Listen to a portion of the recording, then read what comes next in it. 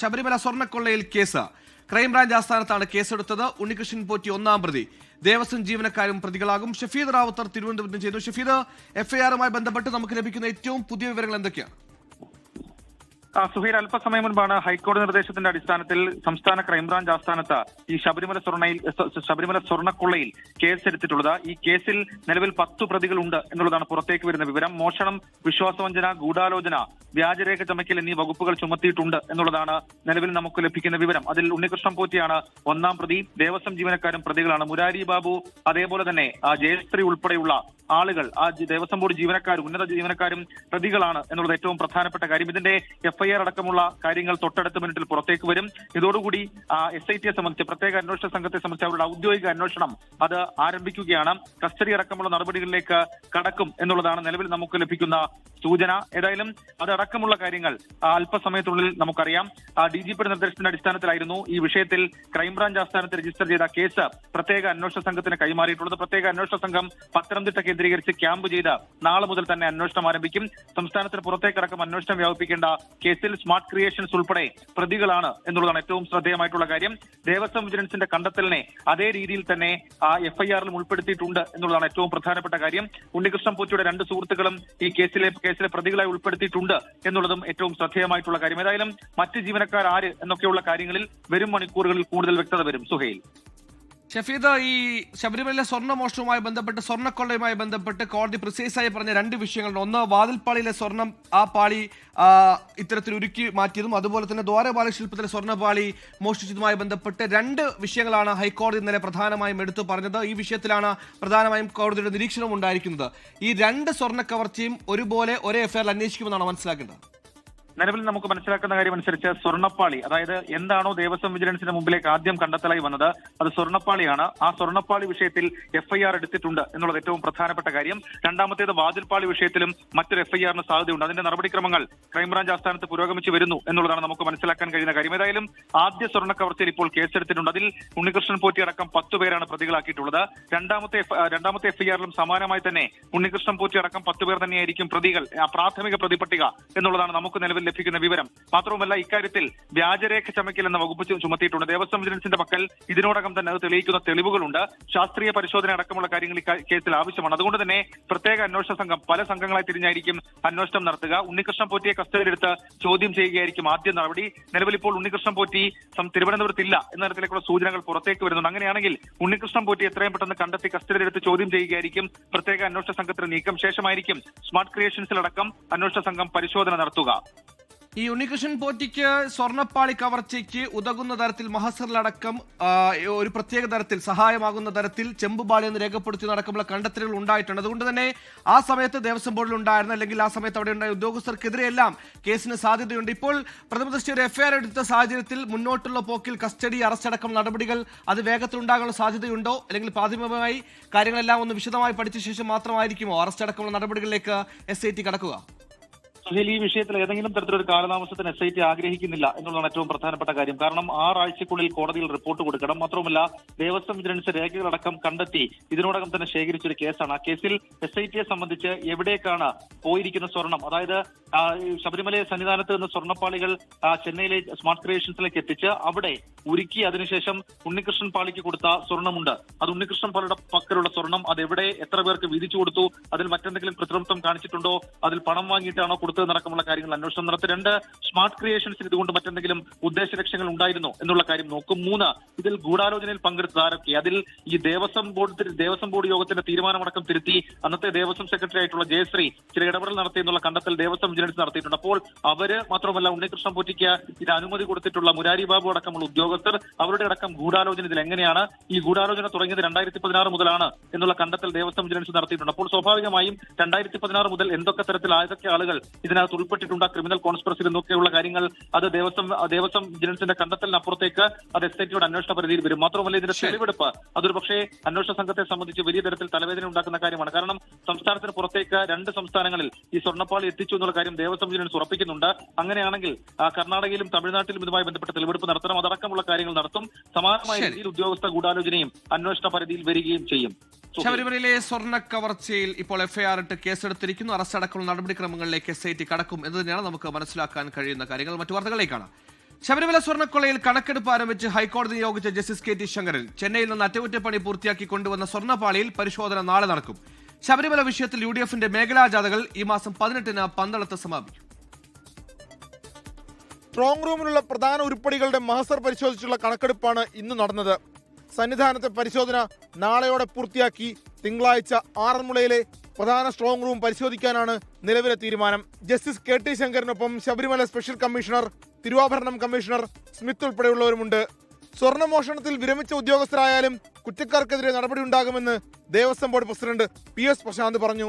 ഇതുമായി ബന്ധപ്പെട്ട് ഈ അന്വേഷണ സമിതി കണ്ടെത്തുന്ന ഒരാളെയും സംരക്ഷിക്കുവാനോ അല്ലെങ്കിൽ വെള്ളപൂശാനോ ദേവസ്വം ബോർഡില്ല. കുറ്റക്കാർക്കെതിരെ ശക്തമായ നടപടിക്രമങ്ങളുമായി ദേവസ്വം ബോർഡ് മുന്നോട്ട് പോകുമെന്നാണ് പറയാനുള്ളത്. സ്വർണ്ണക്കൊള്ളയിൽ UDFന്റെ മേഖലാ ജാഥകൾ ഈ മാസം 14-ന് തുടങ്ങും.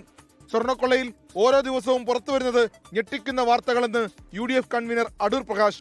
സ്വർണ്ണക്കൊള്ള വിഷയത്തിൽ സർക്കാരിനെതിരെ വിവിധ സംഘടനകളുടെ പ്രതിഷേധം തുടരുകയാണ്. തൃശൂർ രാമപുരത്ത് മുഖ്യമന്ത്രിയെ കരിങ്കൊടി കാണിക്കാനെത്തിയ 5 യുവമോർച്ച പ്രവർത്തകരെ പോലീസ് കരുതൽ തടങ്കലിലെടുത്തു.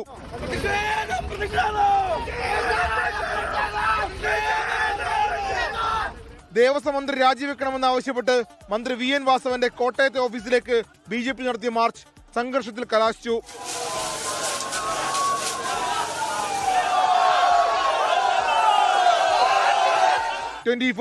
പത്തനംതിട്ട. ചാലക്കുടിയിൽ ഓടിക്കൊണ്ടിരുന്ന KSRTC ബസിന്റെ ടയർ ഊരിപ്പോയി. തിരുവനന്തപുരത്ത് നിന്ന് തൃശൂരിലേക്ക് പോകുകയായിരുന്ന ബസിന്റെ മുൻചക്രമാണ് ഊരിപ്പോയത്. സൂരജ് സജി തൃശൂരിൽ ചെയ്തു. സൂരജ്, വലിയൊരു അപകടത്തിനുള്ളൊരു വഴിയാണ് ഒരുങ്ങിയത്. എന്താണ് സംഭവിച്ചത്? ആർക്കെങ്കിലും പരുക്കുണ്ടോ? എപ്പോഴായിരുന്നു അപകടം?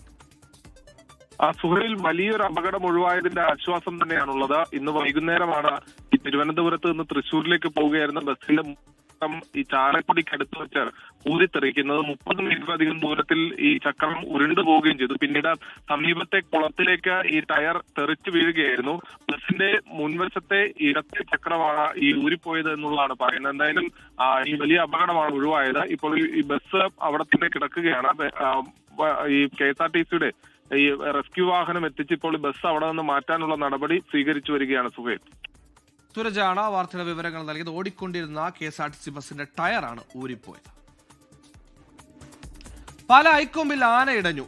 വേണാട്ടുമറ്റം ഗോപാലൻകുട്ടി എന്ന ആനയാണ് ഇടഞ്ഞത്. കാറുകളടക്കം നിരവധി സാധനങ്ങൾ നശിപ്പിച്ചു. CCTV ദൃശ്യങ്ങൾ 24 ലഭിച്ചു. ആദ്യം ആ ദൃശ്യങ്ങളിലേക്ക്.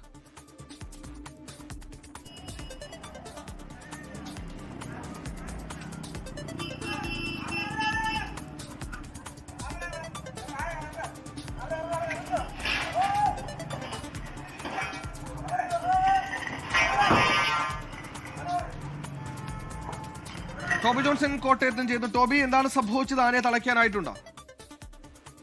സുഹൈല, ആനയെ തളയ്ക്കാനായിട്ടുണ്ട്.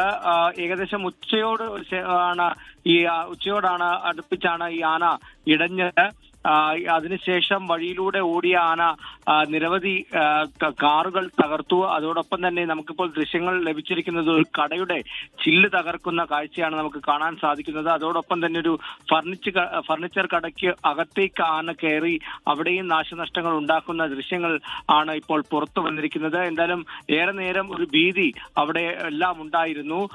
തൊട്ടു പിന്നാലെ തന്നെ ഈ പാപ്പാനെത്തി ആനയെ തളയ്ക്കുകയായിരുന്നു. വലിയ മറ്റ് ആളപായങ്ങളൊന്നും ഉണ്ടായിട്ടില്ലെങ്കിലും വലിയ നാശനഷ്ടം ഈ ഒരു ഐങ്കൊമ്പ് ജംഗ്ഷനിൽ ഉണ്ടായിട്ടുണ്ട്.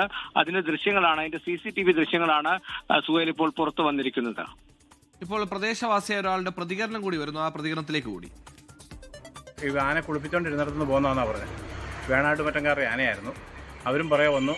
അവസാനം വന്ന് ഐങ്കൊമ്പ് വന്നിട്ട് ഒരു ഫർണിച്ചർ കട കയറിയിട്ട് അതിൻ്റെ ഗ്ലാസും തകർത്ത് കുറേ കയറി പോയി ഫർണിച്ചറെല്ലാം പൊടിച്ച് തകർത്തിട്ടുണ്ട്. പിന്നെ മിഷൻ വരെ ഇടയ്ക്ക് മാറ്റി. അത് കഴിഞ്ഞ് ഓടിയിട്ട് കരുവഞ്ചാലിലെ റെജിയുടെ വീട്ടിൽ കയറി 2 കാറിൻ്റെ ഇടയ്ക്കൂടെ പോയി കാർ രണ്ടും കേടുപാട് സംഭവിച്ചിട്ടുണ്ട്. ആൾക്കാരെല്ലാം പരിഭ്രാന്തരായി. വണ്ടി എല്ലാം ജാമായി. തൊഴിൽ ഹൈവേ അല്ലേ. അപ്പോൾ ഇതിങ്ങനെ ആവർത്തിക്കാതിരിക്കാൻ വേണ്ടി ശ്രദ്ധിക്കണം. കാരണം നഷ്ടപരിഹാരം ഇവർക്കെല്ലാം നഷ്ടം ഇവരൊന്നും അറിയാതെ ഇവർക്ക് ഇത് സംഭവിച്ചേക്കുന്നത്. ആ നഷ്ടപരിഹാരം കൊടുക്കാൻ തയ്യാറാണ്. തിരുവനന്തപുരം നെയ്യാറ്റിൻകരയിലെ വീട്ടമ്മയുടെ ആത്മഹത്യയിൽ കോൺഗ്രസ് നേതാവ് ജോസ് ഫ്രാങ്ക്ലിനെതിരെ കൂടുതൽ വകുപ്പുകൾ. ലൈംഗികാതിക്രമ വകുപ്പ് ചുമത്തി. ജോസ് ഫ്രാങ്ക്ലിൻ ഒളിവിലെന്ന് പോലീസ്. MG പ്രതീഷ് തിരുവനന്തപുരം ചെയ്യുന്നു. പ്രതീഷ്, ഈ ആത്മഹത്യാക്കുറിപ്പ് ആധാരമാക്കിയാണ് ഇപ്പോൾ ജോസ് ഫ്രാങ്ക്ലിനെതിരെ ലൈംഗികാതിക്രമം അടക്കമുള്ള ഗുരുതര വകുപ്പുകൾ ചുമത്തിയിരിക്കുന്നത്. എന്താണ് വിശദാംശങ്ങൾ? പ്രതി ഒളിവിലാണെന്ന് തന്നെയാണോ പോലീസ് പറയുന്നത്? സുഹൈൽ, ഇക്കഴിഞ്ഞ ബുധനാഴ്ചയാണ് നെയ്യാറ്റിൻകരയിൽ വീട്ടമ്മ ജീവനൊടുക്കിയത്. ഈ നഗരസഭാ കൗൺസിലർ കൂടിയായ ജോസ് ഫ്രാങ്ക്ലിന്റെ ഭാഗത്ത് നിന്ന് വലിയ വീഴ്ചകൾ, വലിയ ആരോപണങ്ങൾ ഉൾപ്പെടെ ഈ മരണവുമായി ബന്ധപ്പെട്ട് പുറത്തു വന്നിരുന്നു.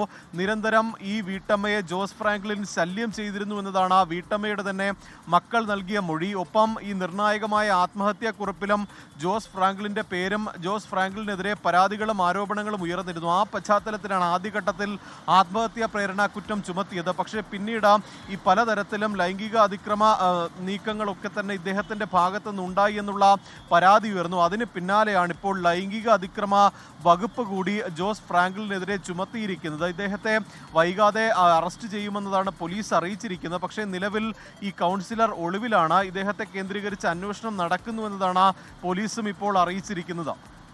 കൗൺസിലർ ജോസ് ഫ്രാങ്ക്ലിൻ ഒളിവിലാണ്. ലൈംഗികാതിക്രമം അടക്കമുള്ള വകുപ്പുകളാണ് ഇയാൾക്കെതിരെ ചുമത്തിയിരിക്കുന്നത്. വീണ്ടും പൊതുപരിപാടിയിൽ പങ്കെടുത്ത് രാഹുൽ മാങ്കൂട്ടത്തിൽ MLA. പാലക്കാട് നഗരസഭ 36-ാം വാർഡിലെ കുടുംബശ്രീ പരിപാടിയിലാണ് രാഹുൽ മാങ്കൂട്ടത്തിൽ പങ്കെടുത്തത്. ആയിഷത്തുൽ ഷംന പാലക്കാട് ചെയ്യുന്നു. ഷംന, നേരത്തെ KSRTCയുടെ പരിപാടിയിൽ പങ്കെടുത്ത് തുടങ്ങിയതാണ് രാഹുൽ. രണ്ടാം വരവ് വീണ്ടും സജീവമാക്കുകയാണ്. വിവരങ്ങൾ. ഈ മാസം 5-ാം തീയതിയായിരുന്നു KSRTC ബസിന്റെ ഔദ്യോഗികമായ ഒരു ഉദ്ഘാടനത്തിന് വേണ്ടി രാഹുൽ മാങ്കൂട്ടത്തിൽ മണ്ഡലത്തിലെത്തിയത്. അന്ന് വലിയ വിമർശനങ്ങളാണ് ഉണ്ടായിരുന്നത്. അതായത് രാത്രിയിലെത്തി, ആരെയും അറിയിക്കാതെ രഹസ്യമായി MLA എത്തിയെന്ന തരത്തിലൊക്കെ വലിയ വിമർശനങ്ങളാണ് അന്ന് ഉണ്ടായിരുന്നത്. അതിന് പിന്നാലെയാണ് ഇപ്പോൾ വീണ്ടും മണ്ഡലത്തിൽ ഒരു KSRTCയുടെ പരിപാടിയിലായിരുന്നു ആദ്യം എത്തിയത്. ഇപ്പോൾ പകൽ നടന്നൊരു ചടങ്ങിൽ തന്നെയാണ് ഈ രാഹുൽ മാങ്കൂട്ടത്തിൽ പങ്കെടുത്തിരിക്കുന്നത്. ഷംനയാണ് വിശദാംശങ്ങൾ നൽകിയത്. മറ്റു വാർത്തയിലേക്കാണ്. ഷാഫി പറമ്പിൽ MPക്കെതിരായ പോലീസ് അതിക്രമത്തിൽ വൻ പ്രതിഷേധവുമായി കോൺഗ്രസ്. പേരാമ്പ്രയിൽ UDF നടത്തിയ പ്രതിഷേധ കൂട്ടായ്മയ്ക്കിടെ വൻ സംഘർഷമുണ്ടായി. പോലീസിനെ തടഞ്ഞ പ്രവർത്തകർ ഉദ്യോഗസ്ഥർക്കെതിരെ മുദ്രാവാക്യം മുഴക്കി.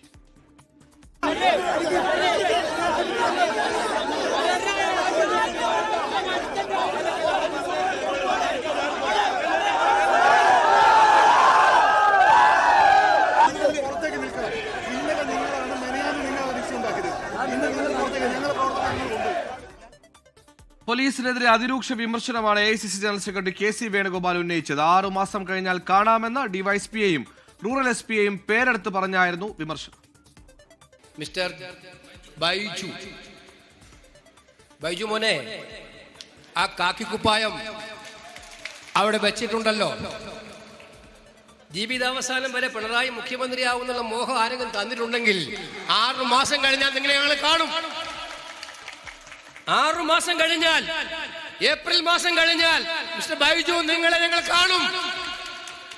എല്ലാ നിയമലംഘനങ്ങൾക്കെതിരായിട്ടുള്ള നിങ്ങളുടെ ഈ നടപടി, എല്ലാ മര്യാദകളും കാറ്റിൽപ്പെടുത്തുന്ന നിങ്ങളുടെ ഈ നടപടി ഞങ്ങൾ ചോദ്യം ചെയ്യും. അതിന് സംശയം വേണ്ട.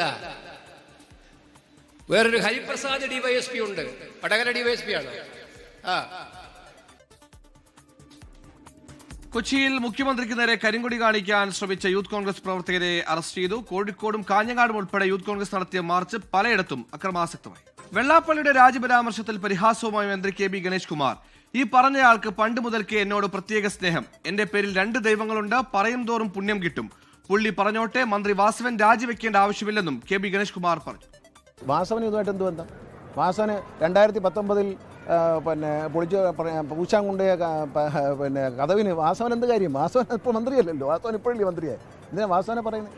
പിന്നെ മറ്റേ അദ്ദേഹത്തിന് എന്നോട് ഭയങ്കര ഇഷ്ടമായപ്പോഴും ഈ നമശിവായ എന്ന് പറഞ്ഞുകൊണ്ടിരിക്കുന്ന ആൾക്കാർക്ക് ഇഷ്ടമില്ലേ? അതുപോലെ പറയുന്നു. മോക്ഷം കിട്ടട്ടെ എന്ന് പറയാമല്ലോ. എൻ്റെ പേര് ദൈവനാമമല്ലേ, മോക്ഷം കിട്ടും, അത്രയേ ഉള്ളൂ, വേറെ കുഴപ്പമൊന്നുമില്ല. ലാൽകൃഷ്ണ ചേർന്നു. ലാൽ, വിവരങ്ങൾ. സുഹൈല്, സ്വർണ്ണപ്പാളി മോഷണവുമായി ബന്ധപ്പെട്ടുകൊണ്ടുള്ള വിഷയത്തിലായിരുന്നു നിലവിൽ എല്ലാവരും വാസവന്റെ രാജി ആവശ്യപ്പെടുന്നുണ്ട്. ഇതിലേറെ പ്രശ്നങ്ങൾ ഉണ്ടാക്കിയിട്ടുള്ള ഗണേശന്റെ രാജി എന്തുകൊണ്ട് ആവശ്യപ്പെടുന്നില്ല എന്ന് വെള്ളാപ്പള്ളി നടേശൻ പറഞ്ഞത്. ഇതിന് മറുപടിയായിട്ടാണ് ഇന്ന് കോതമംഗലത്ത് വെച്ച ഗണേശൻ പരിഹാസപൂർണമായി പുച്ഛിച്ച് തള്ളുന്ന രീതിയിൽ പറഞ്ഞത്. അദ്ദേഹത്തിന് പണ്ട് മുതലേ എന്നോടൊരു പ്രത്യേക സ്നേഹമുണ്ട്. ഇടയ്ക്കിടയ്ക്ക് എന്റെ പേര് പറയുന്നത് അദ്ദേഹത്തിന് ശീലമാണ്. അതുകൊണ്ട് തന്നെ എന്റെ പേരിൽ 2 ദൈവങ്ങളുണ്ട്. ഇടയ്ക്കിടയ്ക്ക് പറഞ്ഞ് മോക്ഷം കിട്ടുകയാണെങ്കിൽ കിട്ടട്ടെ, എനിക്കതിൽ സന്തോഷമുള്ളൂ എന്ന രീതിയിലായിരുന്നു പരിഹാസ രൂപേണ മറുപടി നൽകിയത്. ഈ മറുപടിയിൽ ഒരു ഘട്ടത്തിൽ പോലും വെള്ളാപ്പള്ളി നടേശന്റെ പേര് എടുത്തു പറയാതെ അദ്ദേഹം ആ പുള്ളി എന്നീ വാക്കുകൾ മാത്രമാണ് ഉപയോഗിച്ചത് എന്നതും ശ്രദ്ധേയമാണ്. പേരെടുത്ത് പറയാതെയായിരുന്നു വിമർശനവും പരാമർശവും. ലോകത്തെവിടെയായാലും ഏത് സമയത്തും 24 വാർത്തകളും ഓഗ്മെന്റഡ് റിയാലിറ്റി പാക്കേജുകളും എക്സ്പ്ലെയിനറുകളും വിശദമായി കാണാൻ ഞങ്ങളുടെ YouTube ചാനൽ നിങ്ങൾക്ക് സബ്സ്ക്രൈബ് ചെയ്യാം.